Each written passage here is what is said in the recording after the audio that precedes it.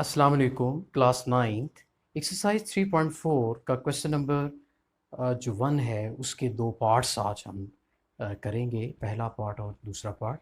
पहले पार्ट में है 0.8176 मल्टीप्लाई 13.64। आपने इसको इवेलुएट करना है या इसकी वैल्यू को फाइंड करना है और लॉग टेबल को यूज़ करना है। वैसे अगर इस क्वांटिटी को इस क्वांटिटी से मल्टीप्लाई करें आंसर तो डायरेक्टली 11.15 आ जाएगा, लेकिन वो प्रोसेस लॉग वाला नहीं होगा। तो यहाँ पर हमें इंस्ट्रक्शन दी है कि आपने इसको लॉग के टेबल को यूज़ करते हुए, लॉग के लास्ट को यूज़ करते हुए इसको सॉल्व करना है। तो सबसे पहला स्टेप जो होता है वो आपने इसको लेट एक्स करना होता है। फिर सेकंड स्टेप इसका taking log on both sides, आपने दोनों तरफ लॉग ले लिया। उसके बाद हमें पता है कि जब दो क्वांटिटीज़ आपस में मल्टीप्लाई हो रही होती हैं तो उनका लॉग लेते वक्त हम उसको प्लस में चेंज कर देते हैं और फिर सिंगल लॉग यहाँ पर 2 टाइम्स लिखा जाएगा क्योंकि वैल्यूज़ 2 हैं। उसके बाद फिर हमने लॉग लेने के बाद आपने टेबल देखना है। टेबल जब देखने के बाद हम वैल्यू लिख लेते हैं तब लॉग नहीं लिखते।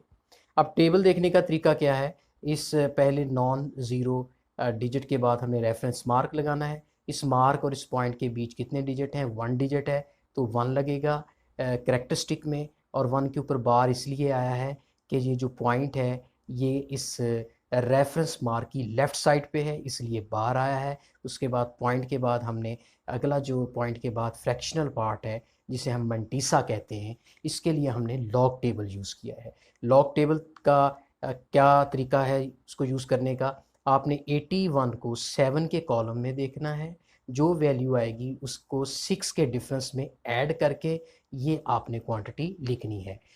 उसके बाद प्लस यहाँ पर लॉग लेना कैसे है, रेफरेंस मार्क 1 के बाद आएगा, पॉइंट और मार्क के बीच कितने डिजिट हैं, 1 डिजिट है तो यहाँ पर करेक्टरिस्टिक 1 आएगा।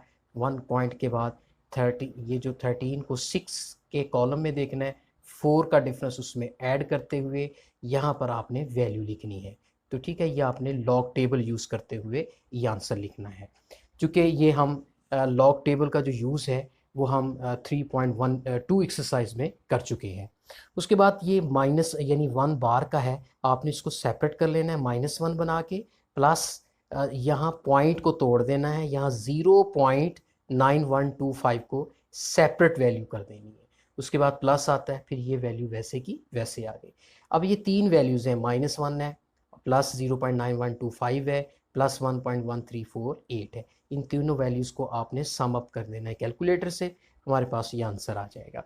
इसके बाद फिर हमने एंटी लॉग लेना है। एंटी लॉग कैसे लेना है, इस एक्स की वैल्यू को फाइंड करने के लिए ये जो लॉग है जब राइट साइड पे जाएगा तो ये अपना जो प्रोसेस है, अपनी जो ऑपरेशन है वो बदल लेता है, लॉग से एंटी लॉग बन जाएगा। ठीक है, एंटी लॉग जो है वो रिवर्स प्रोसेस है लॉग का।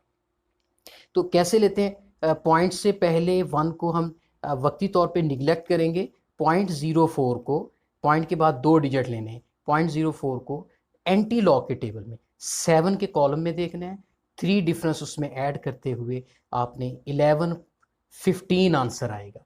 11.15 के बाद पॉइंट लगाने की जब बारी आएगी तो पॉइंट से पहले चूँकि 1 डिजिट है उसमें हमने 1 ऐड करना होता है तो वो 2 बन जाएगा, इसलिए हम 2 डिजिट छोड़ के पॉइंट लगा के 11.15 आंसर इसका बना लेंगे।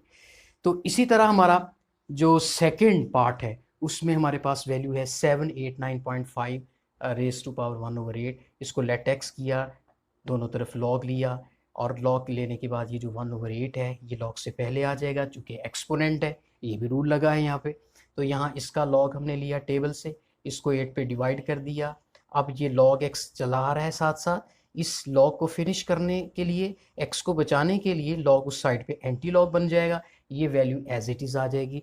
फिर इसका एंटी लॉग लेना है हमने, उसको भी टेबल यूज़ करना है, 0.36 को 2 में देखना है 1 के डिफरेंस के साथ, तो ये आंसर आ जाएगा। फिर इस पॉइंट से पहले चूँकि 0 है उसमें 1 ऐड करना है तो 1 डिजिट ज़ाहिर है 2 के बाद फिर यहाँ पे पॉइंट लग जाएगा। इस तरीके से हमारा दोनों वैल्यूज़ जो हैं वो x की आ जाएंगी।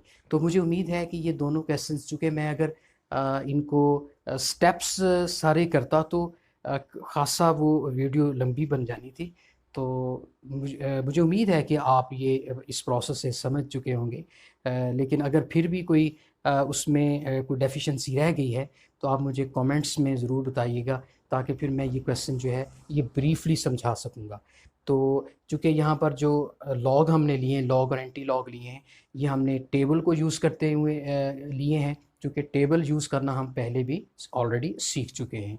तो मुझे उम्मीद है कि आप ये समझ चुके होंगे। आपने इनकी प्रैक्टिस भी करनी है और इनके टेस्ट भी देने हैं।